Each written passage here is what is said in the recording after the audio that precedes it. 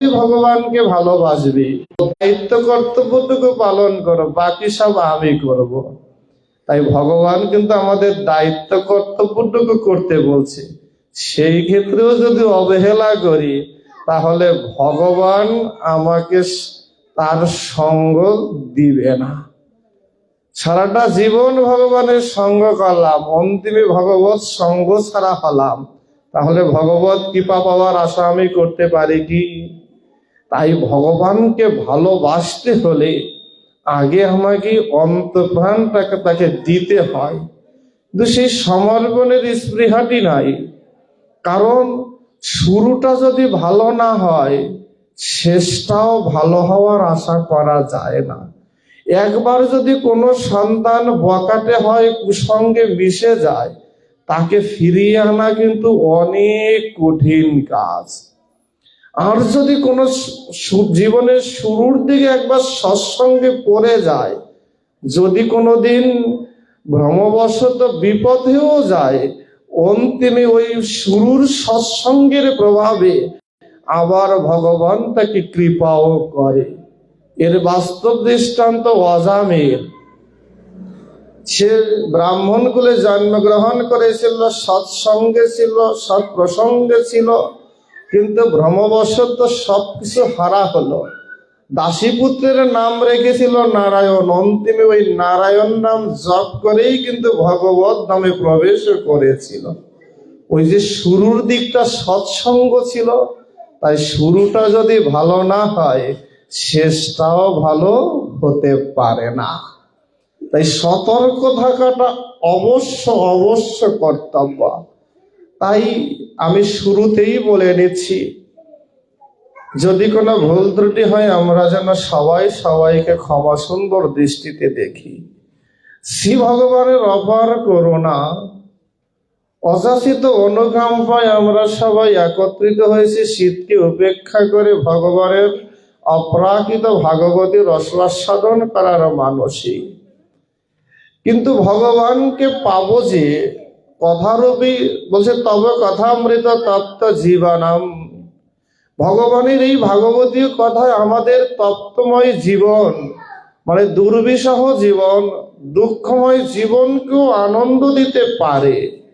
তবে তাকেই আনন্দ দেয় যে ভগবানের কথামৃতিতে আত্মসমর্পণ করে। জলে না নামলে জলে নামার যে স্বাদ অনুভব করা যায় না, ভাগবত সমুদ্রে প্রবেশ না করলে বোঝা যাবে না ভাগবত আসলে কি জিনিস।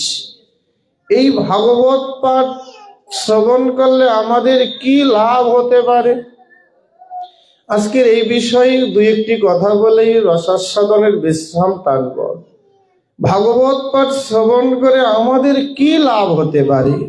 একটি দুটি লাভ নয়, বলছে মুখ্যত মানে প্রধানত চারটি লাভ হয়। আরো একটি লাভ আছে যেটি দৃশ্যমান নয়, অদৃশ্যমান। কিছু জিনিস আছে বলা যায়, আর কিছু জিনিস আছে বলা যায় না, একান্তে অনুভব করতে হয়। অনুভবের জিনিস কি বলা যায়? আমার ভিতরে কি যুদ্ধ চলছে মনের সাথে দেহের সাথে, একথা যতই প্রিয়জন হোক না কেন সব কথা কিন্তু বলা যায় না। মরমী জন ভিন্ন, মরমের কথা বলাও যায় না আর বুঝেও না। মরমী জন তো থাকা চাই, কারণ এক দুঃখী আর এক দুঃখের কথা বুঝে। যে দুঃখী নয় সে কি অন্যের দুঃখের কথা বুঝবে? সে তার কাছে সেটা হাস্যকর উপহাস সম্পদ মনে হতে পারে। এই জন্য ভাগবত শ্রবণ করলে আমাদের কি লাভ হতে পারে? বলছে চারটি প্রথমত লাভ। প্রথম লাভটি কি? বলছে ধর্ম। প্রথম ভাগবত শ্রবণ করলে প্রথম লাভ হয় ধর্ম। কারণ শাস্ত্র বলছে ধর্মেব হীনা পশুবি সমানা। যার মধ্যে ধর্ম নাই সে তো পশু, সে তো আর মানুষ হতে পারে না। দেখবেন পশুরও ধর্ম আছে, তো মানুষের ধর্মের বড় অভাব। বিশ্ববরণ দার্শনিক ভাগবত গঙ্গোত্তরী মহানম্রত ব্রহ্মচারীজি বলছেন মানব ধর্মে গ্রন্থে উল্লেখ করছেন বিশ্ব ধর্মের সম্মেলনে 1933 সালে, যে পশু পশুত্ব নিয়ে জন্মায়। প্রথমত বলছে মানুষও খায় পশুও খায়, মানুষও ঘুমায় পশুও ঘুমায়, মানুষও জন্ম বিস্তার করে পশুও জন্ম বিস্তার করে। বলছে তাহলে মানুষ আর পশুর পার্থক্যটি কোথায়? পশু পশুত্ব নিয়ে জন্মায়, মানুষ মনুষ্যত্ব নিয়ে জন্মায় না, তাকে অর্জন করতে হয়। দেখবেন সাধুগুরু বৈষ্ণব দেখলে আমরা ছোট শিশুদের নিয়ে বলি না, বাবা একটু আশীর্বাদ করেন যেন মানুষের মতো মানুষ হতে পারে। কেন বলি? ও তো মানুষই, ওর তো হাত পা নাক চোখ কান সবই আছে, তবুও কেন মানুষ হওয়ার প্রার্থনা করি? কারণ হাত পা নাক কান চোখ থাকলেই তাকে মানুষ বলে না। বলছে মানুষ হতে হলে যোগ্যতা অর্জন করতে হয়। কি কি? অহিংসা, অচর্য, সংযম, সত্য, সুচিতা, এই 5টি গুণ না থাকলে তাকে মানুষ বলে না। কুকুর অন্য কুকুরকে দেখলে ঘেউ করে উঠবে, এটা স্বাভাবিক। কিন্তু মানুষও যদি একে অপরকে দেখে হিংসা করে, বিদ্বেষ করে, অহংকার করে, তাহলে আর কি সেটাকে মানুষ বলে? মানুষের প্রথম লক্ষণটাই হলো মানবিকতা, আন্তরিকতা, হৃদ্রতা, ভালোবাসা, প্রেম।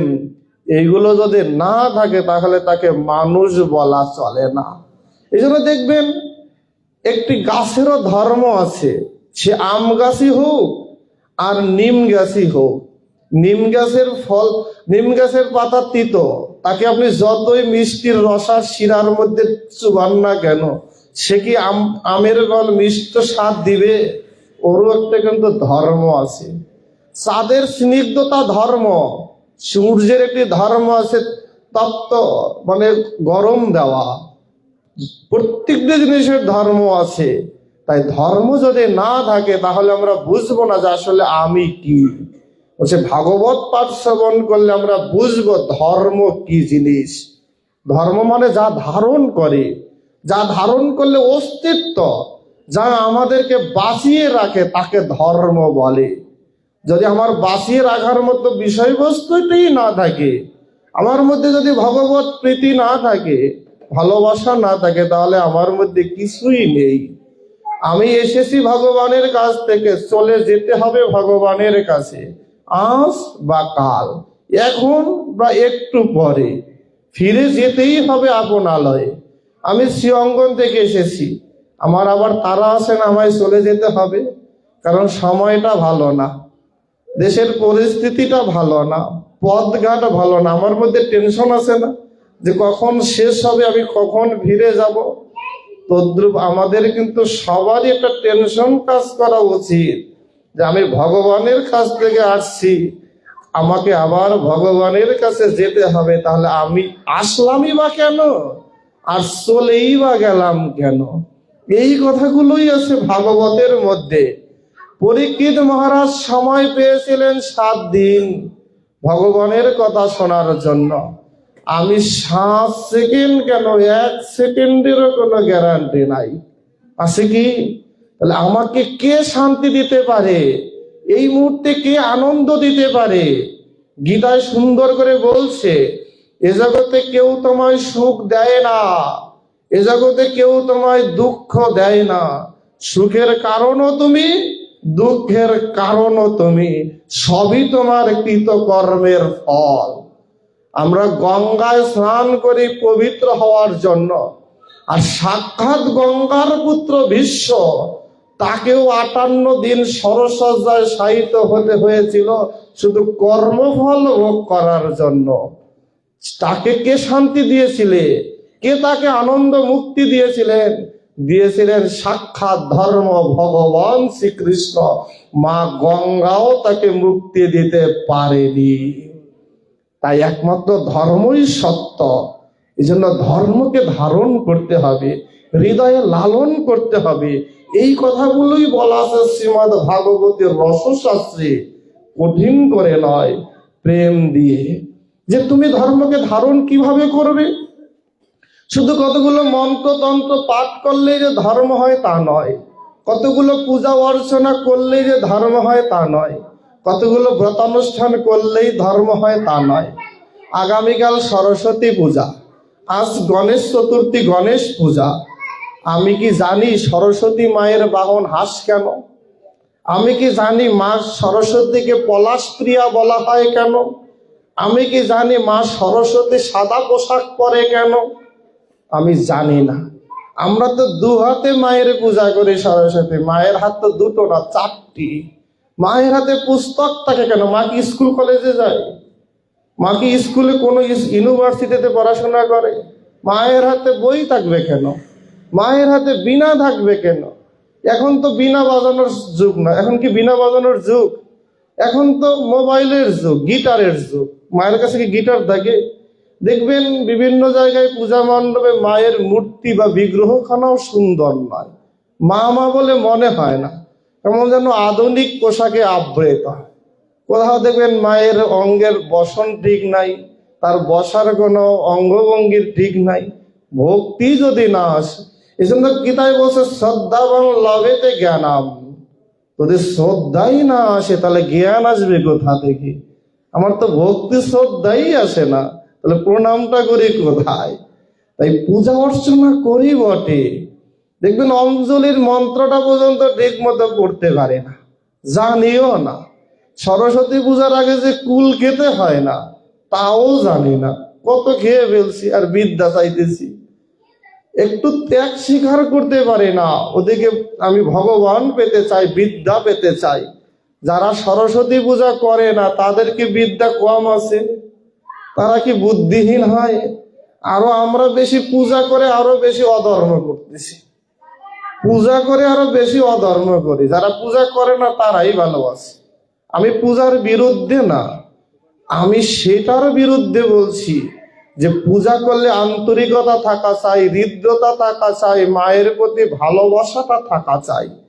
এই জন্য ভগবান গীতার মধ্যে বলছে পত্রম পুষ্পম ফলম তোয়াম, তুমি আমায় ফল জল দাও কিন্তু ভালোবাসাটা দিও। গীতায় ভগবান আরো বলছে মন্ময় ভব মদ ভক্ত মজ্জামি বাং নমস্কার, তুমি আমি অন্তত ভালো করে নমস্কার করিও। আমি সব আনুষ্ঠানিকতা করি কিন্তু মূল কাজটাই করি না।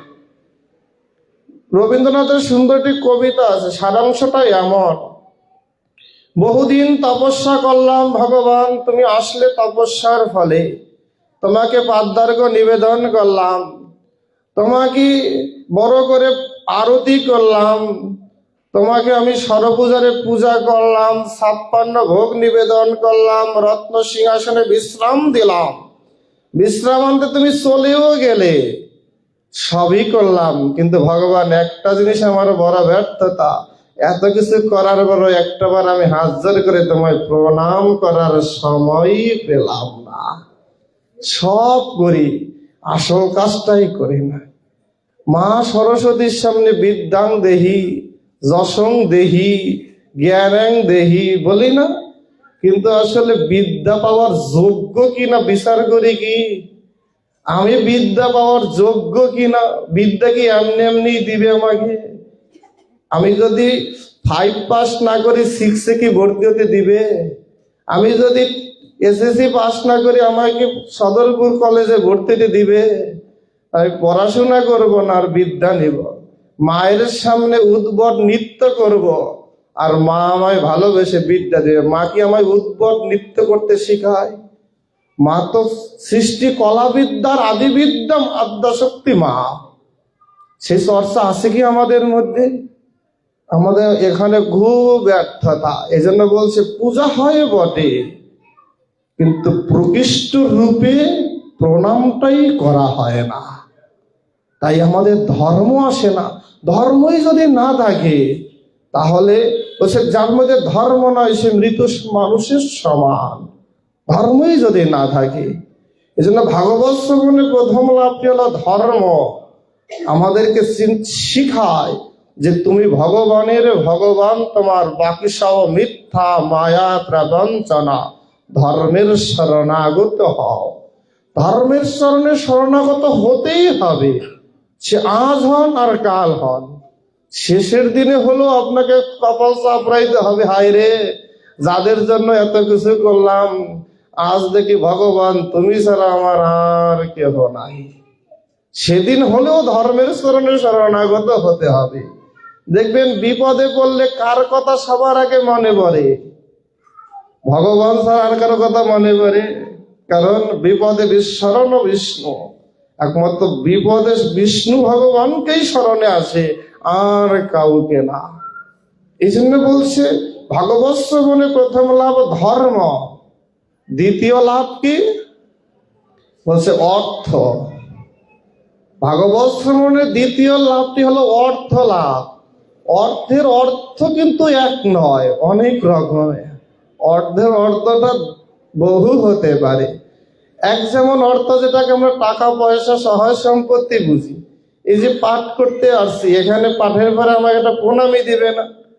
তাহলে এই ভাগবতের সাথে একটা প্রণামীর সম্পর্ক আছে না? এখানে যারা মনে করেন এই লাইটিং করতেছে বা বক্স আনছে, তাদের একটা প্রণামী আছে না?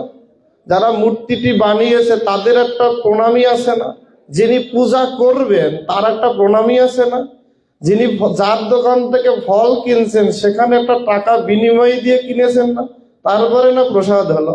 তাহলে একটা কাজ দ্বারা দেখেন কতগুলো মানুষের কল্যাণ হলো।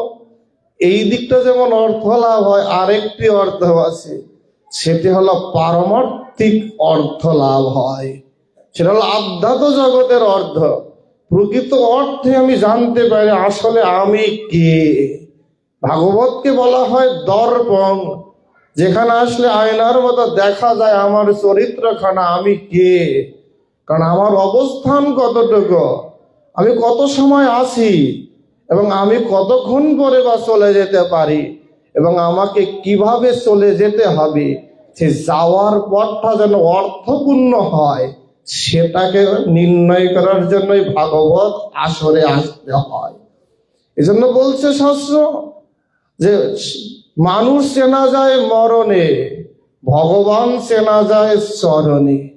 আমার মরণটা কেমন হবে, এটাকে অর্থপূর্ণ করতে হলে আমাকে সাধুগুরু ভক্ত বৈষ্ণব সঙ্গে আসতে হবে, এবং সেখানে অর্থপূর্ণ যদি আমি ভালোবাসা ভক্তি শ্রদ্ধাটা অর্পণ করি, দেখবেন একটি কথা হচ্ছে অর্থ ছাড়া তীর্থ হয় না।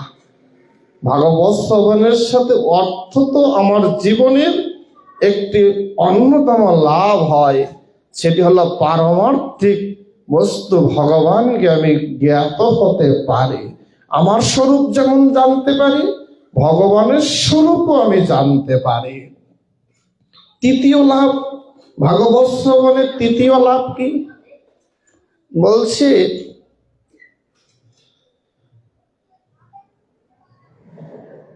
দেখবেন ধর্ম, অর্থ, মোক্ষ, কাম।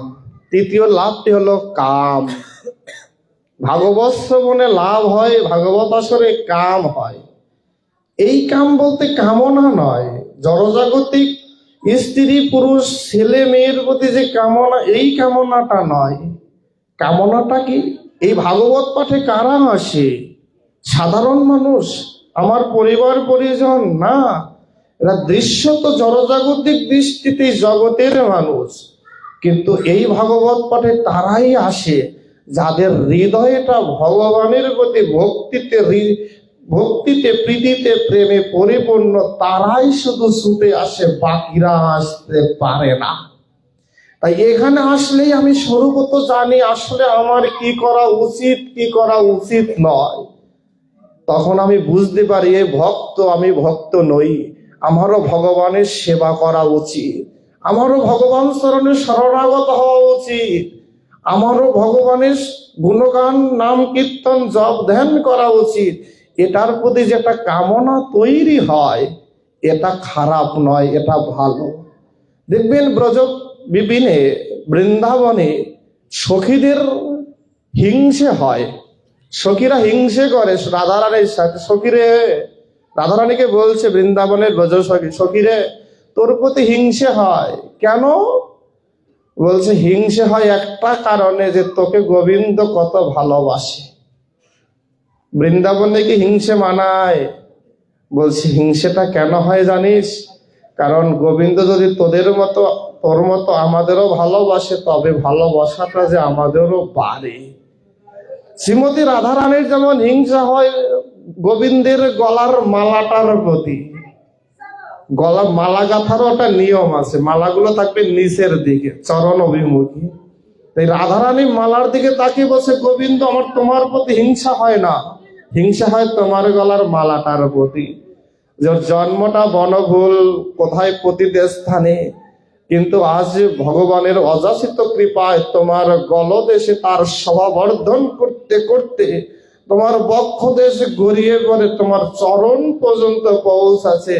আমার ভাগ্যে এমন কোন দিন হবে যে তোমার বক্ষ ধরতে ধরতে তোমার চরণে পৌঁছাতে পারবো। বলছে এই হিংসাটা কি খারাপ কিছু? এই জন্য চৈতন্য চৈতামৃত বলছে, আত্মেন্দ্রিয় প্রীতি বাঞ্ছা তারে বলি কাম, কৃষ্ণেন্দ্রিয় প্রীতি বাঞ্ছা ধরে প্রেম নাম।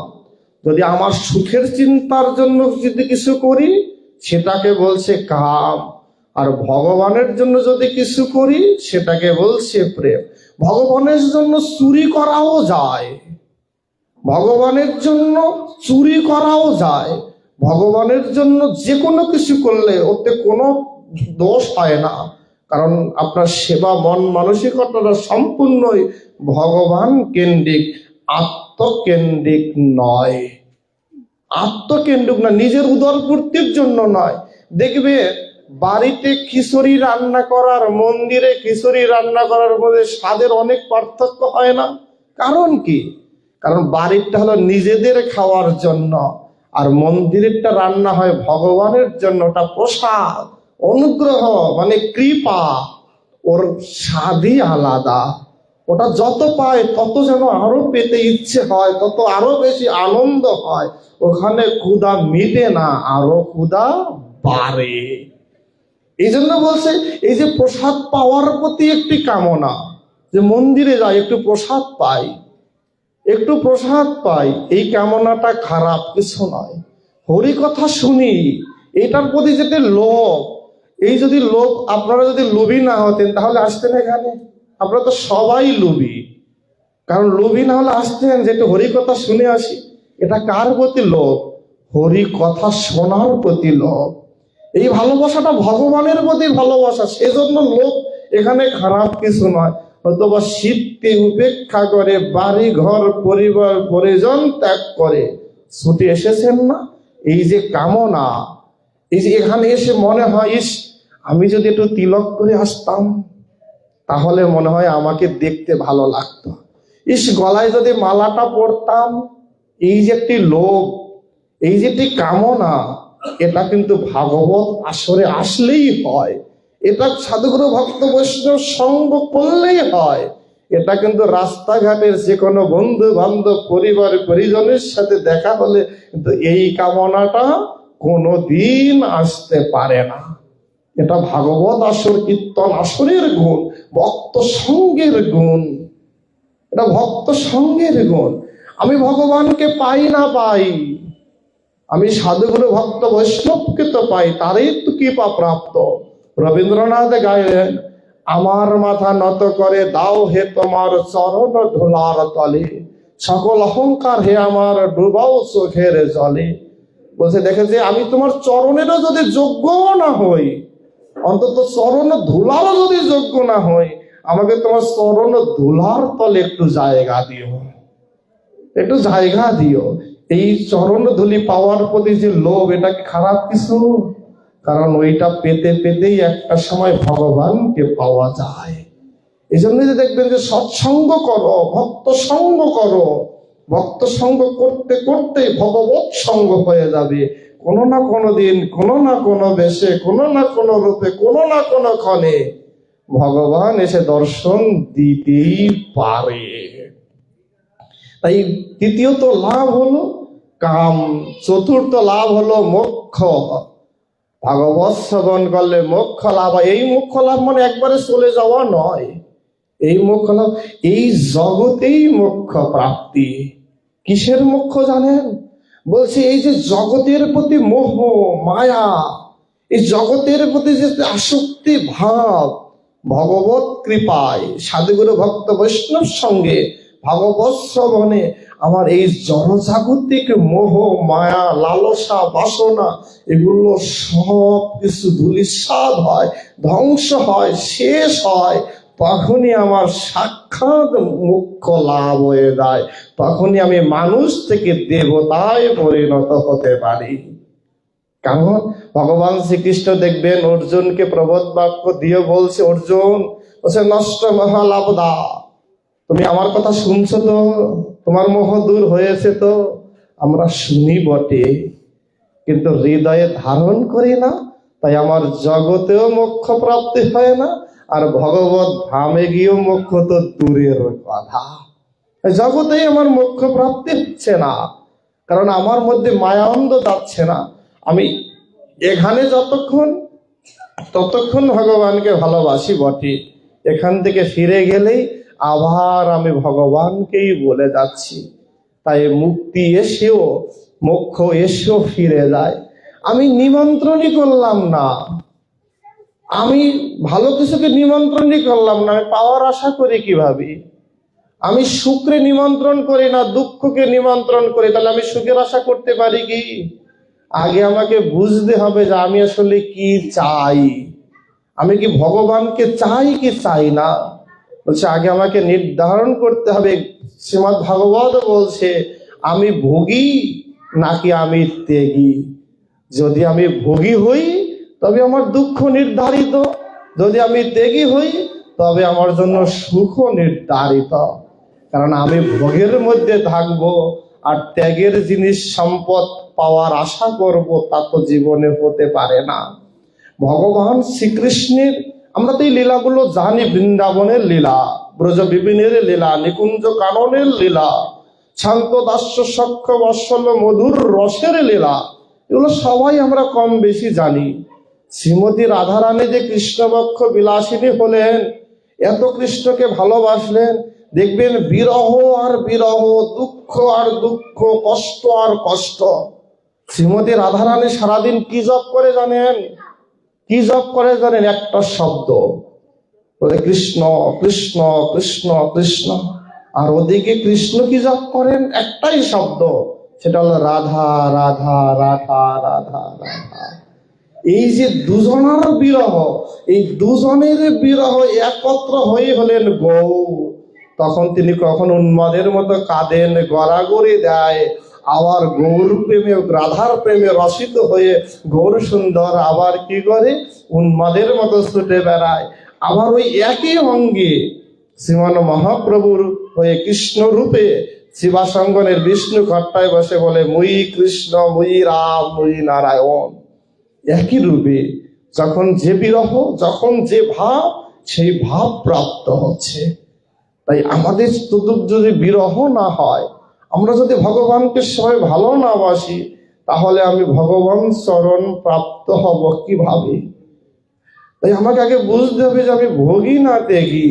আজকে সাধুগুরু ভক্ত বৈষ্ণবগণের কাছে যাই, বাবা আশীর্বাদ করো, বাবা আমায় ভগবানকে পাইয়ে দাও। গুরুর চরণে শরণাগত হই না ভগবানকে পাওয়ার জন্য?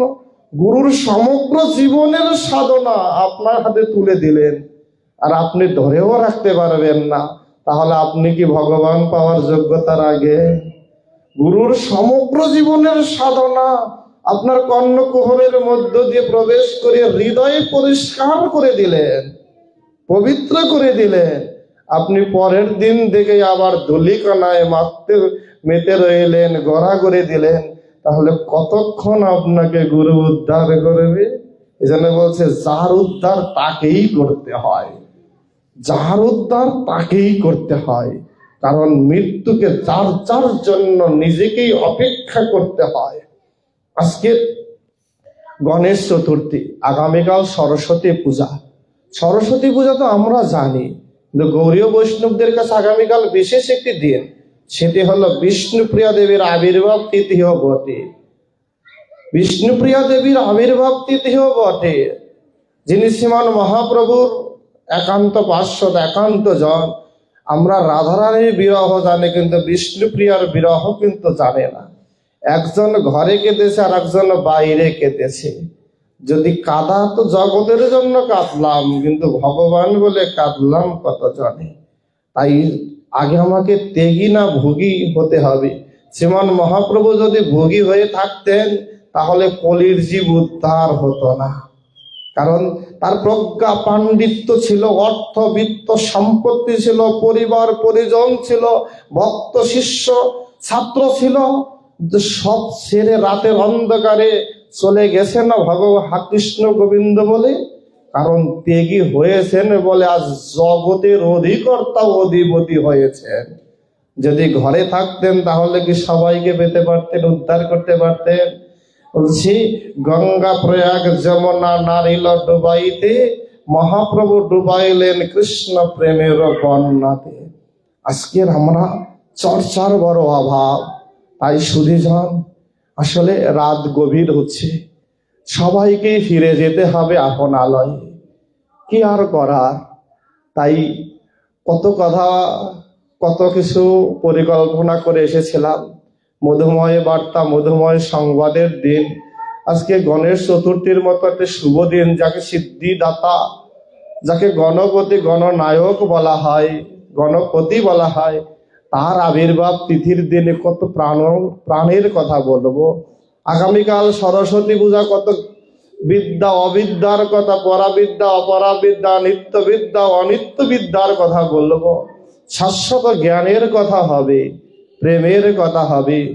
এই ভাগবত শ্রবণে পঞ্চমত যেটি লাভ হয়, ধর্ম অর্থ মোক্ষ কামের পরে, সেটি হলো পঞ্চম পুরুষার্থ প্রেম, যেটি সবাই নিতে পারে না, সবার জন্য নয়। সেই প্রেমের কথা বলা হচ্ছে ভাগবতের প্রতিটি পরদে পরদে, প্রতিটি শব্দে শব্দে প্রেমের বীজ অঙ্কিত আছে। কিন্তু দুঃখের বিষয়, আমরা আসলে এতই দুর্ভাগা, আমাদের বাহ্যিক জগতের সবকিছু নিয়ে পরিপাটি, কিন্তু অন্তর জগৎ নিয়ে আমাদের কোনো চিন্তা নেই, অন্তর জগৎ নিয়ে কোনো চিন্তা নেই।